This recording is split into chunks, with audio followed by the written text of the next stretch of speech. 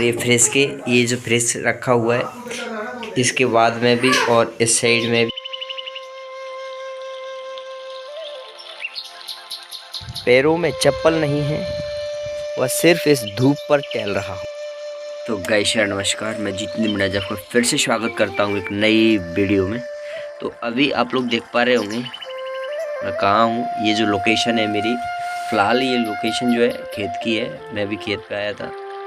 सो आज वैसे एक ब्लॉग बनाने का थोड़ा सा दिल नहीं हो रहा था, लेकिन फिर भी सोचा व्यूअर्स के लिए कुछ तो कुछ देना है यार कंटिन्यूसली। सो अभी जो कुछ दिन पहले हमारे खेत में जो भी फसल हमने बोई थी, जो बीज बोया था, वो भी अभी क्या है कि पक कर के या अंकुरित होकर के वो भी बाहर निकल रहा है। तो वो चीज़ भी मैं आप लोगों को दिखाऊंगा कि जब कोई बीज इस भूमि से ऊपर के लिए आता है अंकुरित होकर, तो उसकी किस प्रकार की सिचुएशन रहती है। और एक समय आएगा, देखना आप, अभी ये चीज़ अंकुरित हो रही है और आप एक समय में देखेंगे कि ये जो पौधा है बढ़ करके जब पूरा हो जाएगा, फल देने लग जाएगा। और एक दिन आप देख पाओगे कि एक ट्रॉली जो होती है ना, उसको भर के हम लोग घर पे भी ले जाने वाले हैं। लेकिन ये फ्यूचर की बात होती है, लेकिन ये सीरीज है, ये ऐसा होता ही है प्रकृति में। तो अभी हम सिर्फ एंजॉय करेंगे कि हमारी जो फसल है वो किस प्रकार की ग्रो हो रही है फ़िलहाल के समय में। और मैं आपको बता देता हूँ कि अभी मैं कहाँ बैठा हूँ। आप लोग देख सकते हैं मैं यहाँ इसके अंदर ही बैठा हूँ, जो हमारी चौपाल है। ये खाट है यहाँ पर, और जस्ट अभी मैं यहाँ बैठा हूँ। तो आप लोगों को एक बार मैं हमारे चारों ओर का एक जो नज़रिया है वो एक बार आप लोगों को बता देता हूँ, जिससे आप भी उसको एंजॉय कीजिएगा। So let's start. तो गाइस यार आप देख सकते हैं कि ये जो गेहूं है, आप अच्छी तरह से देख पा रहे होंगे। ये टोटली जितना भी गेहूं का प्रोडक्शन था वो कम्प्लीटली आप लोगों को दिखाई दे रहा होगा, क्योंकि ये जो उनका उत्पादन मतलब अंकुरित होकर के ये बाहर निकलने लग गए हैं। प्रॉब्लम अभी सिर्फ ये है कि ये जो पक्षियाँ होते हैं, वो पक्षी क्या है कि अभी इसको भोजन के रूप में यूज़ कर रहे हैं, तो वो ज़रूर इसको डिस्टॉर्ट कर रहे हैं। अदरवाइज़ और कोई वैसे प्रॉब्लम नहीं है, क्योंकि जो ग्रीन वाला जो पार्ट है उसको छोड़ के जो नीचे येलो पार्ट होता है इसके अंदर, उस येलो पार्ट को खाने के लिए वो ललायित रहते हैं, जिससे इसको उखाड़ के फेंक देते हैं। इससे काफ़ी सारा नुकसान भी हो जाता है, वो मैं आपको बता भी देता हूँ। आप देख सकते हैं कि अभी यहाँ पर ये कुछ पड़ा हुआ है इस तरह से। ये जो है ये गेहूँ का ही प्लांट है, लेकिन ये लोग इसको खाने के लिए यूज़ कर लेते हैं और उसको उखाड़ देते हैं। उखाड़ के इस तरह से पेड़ नष्ट भी हो जाता है। तो कहीं ना कहीं ये जो फसल है अभी फ़िलहाल के लिए तो काफ़ी ठीक ठाक है। आई होप, आशा करता हूँ कि इन फ्यूचर, जब तक ये 4 महीने तक, अभी क्या है कि लगभग में अक्टूबर चल रहा है, तो नवंबर, दिसंबर और जनवरी और फरवरी तक लगभग ये पक्के तैयार हो ही जाएगी। आप लोग देख सकते हैं कि पूरे के पूरे जो फार्म है ये यहाँ से स्टार्ट होता है। जस्ट यहाँ से स्टार्ट होके मैं यहाँ बैठा हूँ इसके अंदर। यहाँ से मैं आपको लोकेशन ट्रैक कर रहा हूँ। आप देख सकते हैं चारों तरफ प्लांट है, और डायरेक्टली वहाँ तक, डायरेक्टली उस जगह तक पूरे इसमें गेहूं का ही जो वीट होता है वो हमने उत्पादन किया है। और नेक्स्ट अगर बात की जाए इस यहाँ से इधर साइड की, तो इस साइड में हमने पूरा सरसों का ही उत्पादन किया है गाइस। ये जो पूरा फार्म आपको दिखाई दे रहा है, इसमें पूरा सरसों का ही उत्पादन है।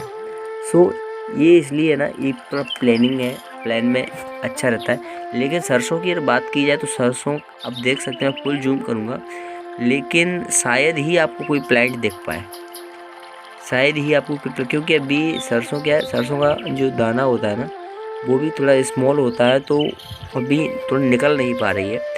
लेकिन फिर भी आई विल ट्राई, मैं कोशिश करूँगा कि आप लोगों को बता पाऊँ 1-2 प्लांट। तो आप अच्छी तरह से देख पा रहे होंगे सरसों का एक प्लांट है जो मुझे अभी दिखाई दिया। देखना, आप देख सकते हैं ये जो है छोटा सा 4 पत्ती, जिसमें 2-2 पत्तियां हैं, ये है सरसों का प्लांट। इस तरह के पौधे अभी फ़िलहाल बहुत कम ही मात्रा में, देखो आप इधर भी देख सकते हैं, कुछ प्लांट इधर भी हैं, आप देख पा रहे होंगे। तो इस तरह से हल्की सरसों का ये ग्रो होना स्टार्ट हो गया है। और लगभग ये पूरे फील्ड में जहाँ तक आप देख पाएंगे वहाँ तक आप सरसों ही सरसों नज़र आएगी। अभी तो देखो समय का खेल रहता है, अभी छोटी है, अंकुरित हो रही है। समय एक दिन वो आएगा कि इस पूरे खेत में हरियाली ही हरियाली, पूरा ग्रीनरी टोटल। और इस ऊपर वाली जो ये पार्ट है इसमें पूरा का पूरा गेहूं का ही प्रोडक्शन किया हुआ है। आप देख सकते हैं ये सुंदर सुंदर।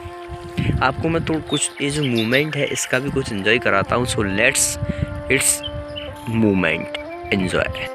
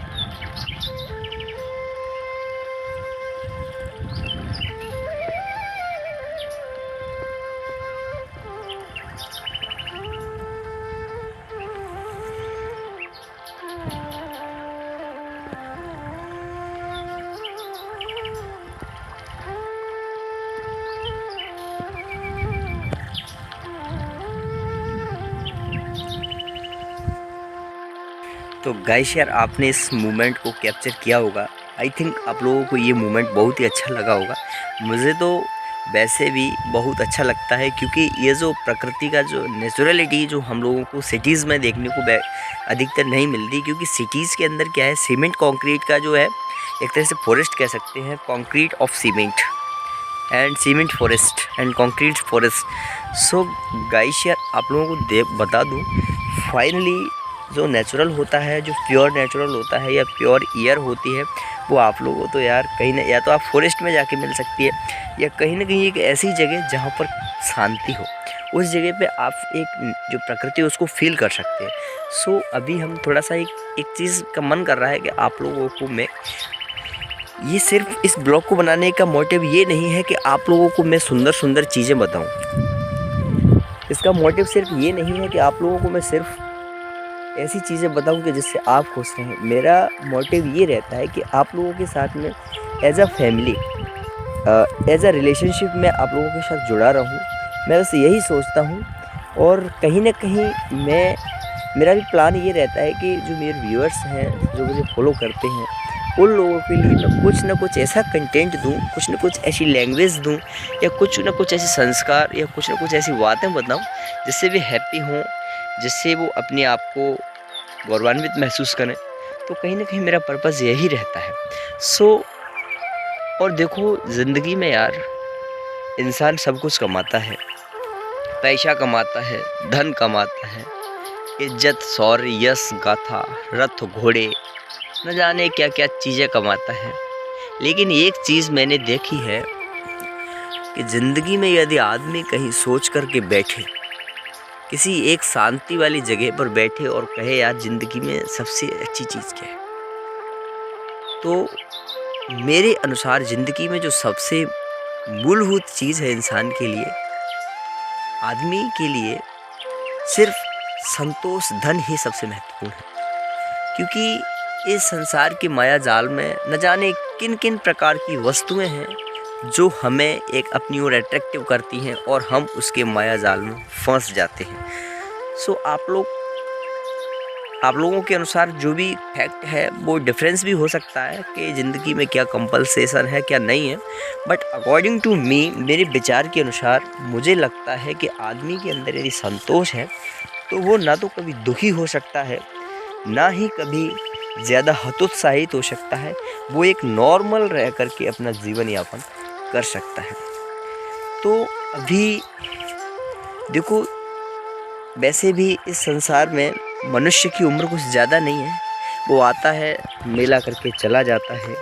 बस उसकी ख्वाहिश रहती है कि मैं ज़िंदगी में खुश रहूं, अपने माँ बाप को भी खुश रखूं, सबको खुश रखूं, मेरे द्वारा किसी को कहीं दुख ना पहुंचे। और ऐसा होना भी चाहिए।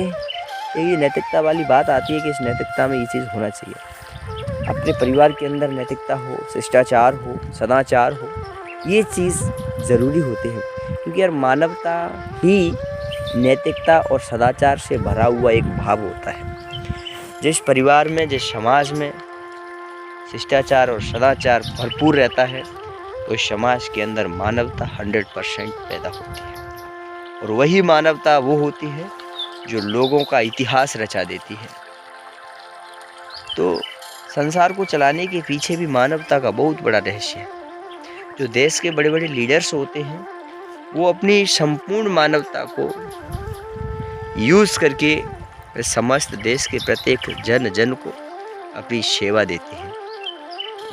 मैंने आप लोगों को ये सारी बातें बताई। मुझे तो लगता है कि आप लोगों को शायद ये पहले से ही मालूम हो, लेकिन अगर नहीं भी हो तो आप लोग मुझसे भी कुछ सीख कर जाइएगा। और अभी लगभग समय हो रहा है 2:30 बजे।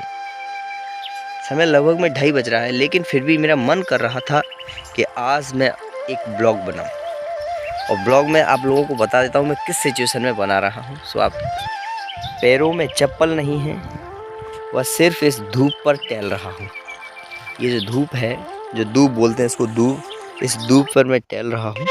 पैरों में कोई चप्पल वगैरह नहीं है। ये इधर खेत, इधर खेत।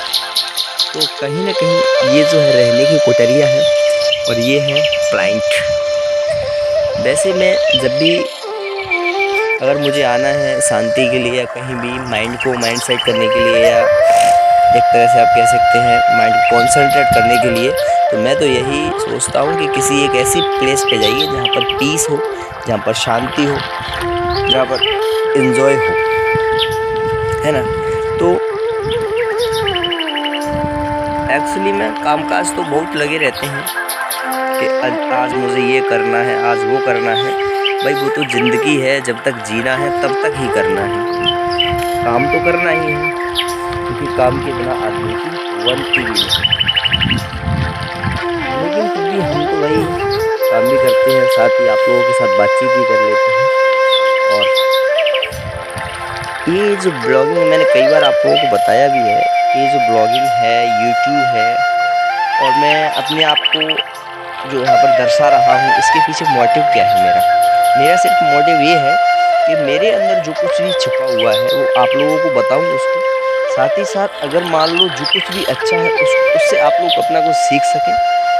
साथ ही साथ मेरी जो हिस्ट्री है, मेरी जो लाइफ है, मैं इस लाइफ को एज अ रिकॉर्डेड रखना चाहता हूँ कि इन फ्यूचर आने वाले जनरेशन भी देख सके कि कोई व्यक्ति था जो हमारी जनरेशन का था। कोई व्यक्ति, हमारे आने वाली पीढ़ी भी कह सके कि हमारे पेरेंट्स थे या हमारे ये ग्रैंड माँ या ग्रैंड फा थे, जो भी थे वो भी अपने आप। क्योंकि आज के जनरेशन में होता क्या है कि हम लोग या कोई भी गाँव का या कोई भी व्यक्ति हो, वो अपनी जनरेशन को इस्टेब्लिश करके नहीं रख पाता। उसको नहीं मालूम कि हमारी 1-2 जनरेशन ऊपर पहले क्या थी, हमारे पापा के पापा कौन थे, उनके पिताजी कौन थे।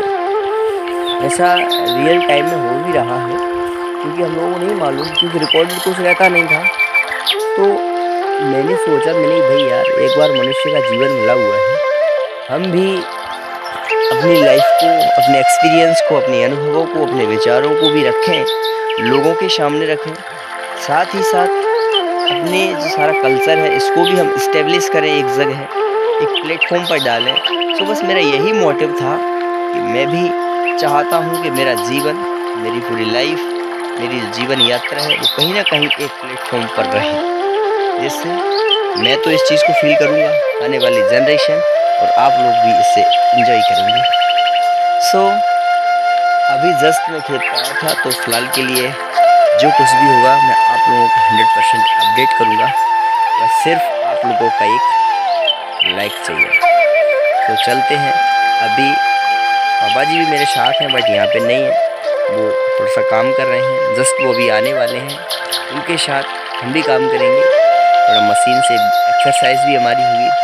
चारा लेने के बाद चारा को घर पहुँचाना है, उसके बाद देखते हैं आज के दिन क्या क्या होगा। फिर आपसे मुलाकात और होगी, तब तक के लिए बाय। अभी थोड़ा सा पानी पी भी लेता हूँ, क्योंकि जल ही जीवन है, वाटर इज ओनली लाइफ।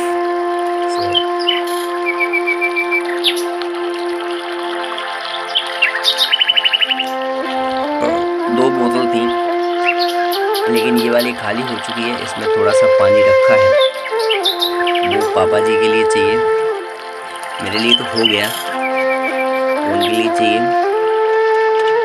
तो अभी फिलहाल के लिए जो कुछ भी होगा आपको अपडेट करता रहूँगा, ठीक है। बाय।